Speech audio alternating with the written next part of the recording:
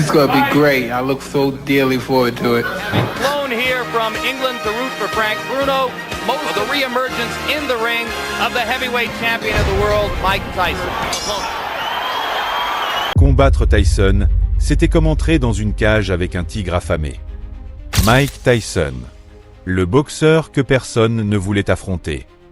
Mitch Green l'a défié. K. au brutal. Frank Bruno a résisté, anéanti. Peter Msenile a tenté sa chance. 89 secondes. Puissance animale. Vitesse surhumaine. Zéro pitié. Découvrez pourquoi Iron Mike était le cauchemar de tous les boxeurs. Il est difficile de trouver quelqu'un, même en dehors du monde de la boxe, qui ne connaisse pas le nom du légendaire champion Mike Tyson. Il est entré dans l'élite de la boxe professionnelle comme une comète, et à son apogée, il était un véritable cauchemar sur le ring. Une vitesse incroyable, une puissance dévastatrice avec les deux mains, un excellent jeu de jambes, un arsenal technique complet et une défense solide. Beaucoup de boxeurs ayant affronté Iron Mike se sentaient véritablement intimidés, s'effondrant psychologiquement bien avant que la cloche initiale ne retentisse. Cependant, il existait toujours des exceptions, et la carrière de Tyson n'a pas fait exception. Certains rivaux ont tenté de briser son équilibre mental avant le combat, comme Donnie Long, Peter Msenile et Clifford Etienne, mais aucun ne se rapprochait de celui qui serait son rival le plus détesté, Mitch Green. Mitch Green était considéré comme un boxeur prometteur avant d'affronter Tyson. En amateur, il avait remporté 64 de ses 71 combats et avait été couronné 2 fois aux International Golden Glove. En professionnel, il possédait un palmarès solide, 16 victoires, un match nul et seulement une défaite contre le futur champion Trevor Berbick. Avant le combat, Green affichait une audace et une confiance extrême, insultant ouvertement Tyson et affirmant qu'il le mettrait KO. De plus, leur antipathie mutuelle était accentuée par le fait qu'ils avaient tous deux grandi à Brownsville et appartenu à des bandes rivales durant leur jeunesse. Le combat eut lieu le 20 mai 1986. Dès la cloche initiale, il devint clair que toute l'audace et la confiance de Green avaient disparu. Tyson attaqua immédiatement, avec l'intention de dominer dès le premier instant. Lors du premier round, Mike appliqua sa stratégie classique contre les boxeurs de contre-attaque, maintenir le JAB sur le visage de Green, sans se laisser intimider par sa portée ni par ses tentatives de riposte. Green tenta d'utiliser son JAB, mais celui-ci eut peu d'effet. Il était déséquilibré en lançant ses coups et sa technique était défaillante, donnant pratiquement des coups en éventail sans puissance. Pendant ce temps, les mouvements de tête de Tyson et ses coups au corps le rendaient extrêmement difficile à atteindre. Les uppercuts et crochets du gauche de Tyson frappaient de manière répétée avec un effet dévastateur, ralentissant les mouvements de Green et brisant sa défense. Les coups au corps drainaient son énergie, et Green commença à se pencher en arrière, une habitude dangereuse face à un boxeur du calibre de Tyson. Un crochet du gauche fit finalement tomber son protège-dents, symbole de sa frustration. Malgré quelques tentatives de placer des coups solides, rien ne pouvait se comparer à la précision et à la puissance de Tyson, qui réduisait les distances sans effort et lançait des rafales de combinaisons obligeant Green à se concentrer uniquement sur sa survie. Même lorsque Green réussissait un uppercut ou un coup au corps, la vitesse et l'habileté de Tyson reprenaient rapidement le contrôle. Lors des rounds suivants, Tyson domina complètement, allant même jusqu'à baisser les mains pour provoquer Green à attaquer. La frustration de Green augmentait alors qu'il peinait à placer des coups significatifs. Chaque mouvement du corps, chaque combinaison et chaque tactique de Tyson démontrait pourquoi il était l'un des boxeurs les plus redoutés de son époque. À la fin du combat, les juges accordèrent à Tyson une victoire unanime, bien méritée, avec un net avantage dans tous les rounds. Au fur et à mesure de sa carrière, Tyson perfectionnerait encore davantage son approche, mais ce combat contre Mitch Green mettait en évidence sa puissance brute, son intelligence tactique et son agressivité implacable, une véritable leçon magistrale de boxe. Pour le vainqueur, ce fut sa 21e victoire consécutive en autant de combats, Mike Tyson. La défaite n'a pas enseigné les bonnes manières à Green, qui a tout tenté pour provoquer Tyson en vue d'une revanche. Une sorte de vengeance eut finalement lieu le 23 août 1988, lorsque le boxeur controversé provoqua Mike dans un magasin de vêtements à Harlem. À la suite de la bagarre, Tyson envoya son adversaire au sol d'un seul coup. Selon les médias, Mike frappa Green avec une telle force qu'il lui brisa un bras, et Green termina avec 5 points de suture au nez.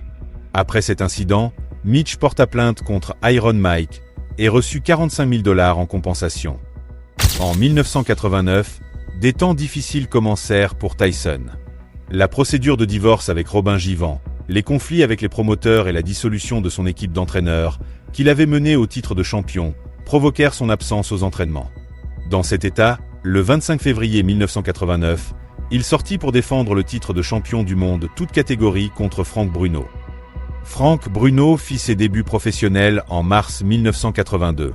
Ce boxeur athlétique et puissant remporta 21 de ses combats par KO, ce qui lui permit d'affronter en mai 1984 le futur champion James Smith, qui serait le premier boxeur capable de le battre. Malgré sa puissance et sa domination lors des premiers rounds, l'endurance de Bruno fléchit au 4e round, et au 10e, Smith le mit KO. Bruno subit courageusement la défaite, mais gagna ensuite 7 combats, et en juillet 1986, il eut sa première chance de remporter le titre mondial des poids lourds, affrontant le détenteur de la ceinture WBA, Tim Witherspoon. Il perdit à nouveau au 11e round, en raison de sa faible résistance. Ses premières victoires précoces permirent à Bruno de se rapprocher de nouveau de son rêve, lutter pour le titre de champion du monde toute catégorie, détenu à cette époque par Mike Tyson. Bruno arriva au combat le plus important de sa vie, le 25 février 1989, en excellentes conditions physiques. Le duel de ces deux monstres de la boxe, qui accumulaient ensemble 62 KO, répondit à toutes les attentes. Dès le début, les boxeurs échangèrent des coups sans relâche.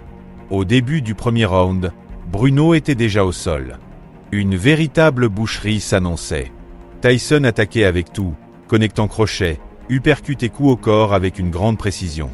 Bruno tentait de résister et de contre-attaquer, mais chaque coup de Tyson était plus efficace. Le sang commença à couler du nez de Bruno, et ses efforts pour rester debout et frapper Tyson ne pouvaient freiner la domination du champion. Uppercut, crochet gauche et coups au corps laissaient Bruno de plus en plus épuisé et désorienté. Au 5e round, le combat fut arrêté quelques secondes avant la fin en raison de la supériorité de Tyson. Bruno avait reçu trop de coups et ne pouvait pas continuer. Tyson remporta la victoire par KO technique et conserva son titre de champion du monde toute catégorie. 7 ans plus tard, les chemins des boxeurs se croisèrent à nouveau. Cette fois, Tyson entra sur le ring en tant que challenger après avoir purgé une peine de prison. Bruno, qui venait de battre Oliver McCall et était devenu le nouveau champion du monde WBC, était en excellente condition physique, mais ne parvint pas à tenir plus de 3 rounds face à Tyson. Un coup de droite sur les jambes de Bruno lui fit sentir la puissance de Mike dès le début. Bruno tenta quelques uppercuts et combinaisons, mais cela ne causa pas de dégâts significatifs.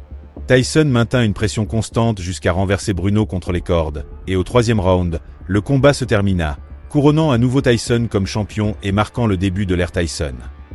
En 1995, le retour tant attendu de Mike Tyson se produisit après 4 ans hors du ring pour purger sa peine de prison. Pour ce moment décisif, Tyson choisit comme adversaire Peter McNeeley, un boxeur de 26 ans. Le combat fut programmé pour le 19 août 1995. Tyson pesait 224 livres et arrivait avec un palmarès de 36 victoires et une seule défaite, avec 30 KO. McNeeley avait remporté 36 de ses 37 combats, avec 30 KO, et sa seule défaite avait été contre Stanley Wright au 5e round. Le dernier adversaire de McNeeley avant d'affronter Tyson fut Frankie Ince, portant sa 69e défaite en carrière. Grâce à sa victoire sur Ince et à la gestion de Don King, McNeeley était classé 7e au classement WBA. Malgré le manque d'opposition de haut niveau, Peter se montra bruyant et provocateur avant le combat, mais au final, Tyson domina à nouveau avec sa puissance et sa vitesse habituelle. Peter McNeeley est entré sur le ring avec une confiance débordante. Au son de la cloche, il s'est précipité agressivement sur Tyson, mais le champion l'a accueilli avec calme, concentré sur chaque coup. Un puissant crochet du droit a envoyé McNeeley au sol à peine quelques secondes après le début du premier round. En se relevant, il a tenté de se ressaisir, mais Tyson l'attendait, se déplaçant avec la précision d'un prédateur. Un uppercut dévastateur a de nouveau fait tomber McNeeley, qui peinait à rester debout, frappé et désorienté. Son coin est intervenu, et l'arbitre a arrêté le combat. Tyson avait gagné de manière absolue et incontestable. En 1989, Mike Tyson traversait une période sombre. Le divorce avec Robin Givens, des conflits avec les promoteurs et la dissolution de son équipe d'entraîneurs l'avaient éloigné de la discipline qu'il avait menée aux titres mondiaux. Il a commencé à manquer les entraînements et dans cet état, il est sorti défendre le titre absolu contre Frank Bruno. Les deux boxeurs étaient conscients que l'opportunité de leur vie était en jeu. Dès le premier round, les coups ont plu sur les deux. Tyson attaquait avec des crochets du droit et du gauche et des uppercuts dévastateurs, tandis que Bruno essayait de rester ferme et de riposter. Le sang a commencé à couler du nez de Bruno, mais il résistait, s'accrochant à chaque occasion pour contre-attaquer. Cependant, chaque tentative était neutralisée par la force et la vitesse de Tyson, qui combinait coups au visage et au corps avec une précision et une puissance inégalées. Au 5e round, le combat a été arrêté, et Tyson a remporté la victoire par arrêt technique, conservant son titre de champion absolu. 7 ans plus tard, leurs chemins se sont croisés à nouveau. Tyson est monté sur le ring en tant que challenger après avoir purgé sa peine de prison. Bruno, qui venait de battre Oliver McCall et était devenu champion WBC, était en excellente condition physique, mais il n'a pas réussi à résister plus de 3 rounds. Un crochet du droit de Tyson a fait sentir sa puissance dès le premier instant, et Bruno, malgré ses tentatives d'uppercut et de combinaison, n'a pas pu arrêter la pluie de coups. Tyson a mis la pression jusqu'à faire tomber Bruno sur les cordes et au 3e round, le combat a pris fin. Mike Tyson était de nouveau champion. L'ère Tyson avait commencé. Bruno a annoncé sa retraite et Tyson, à 29 ans, est devenu champion du monde pour la 2e fois, ouvrant la voie à un affrontement très attendu contre Evander Holyfield.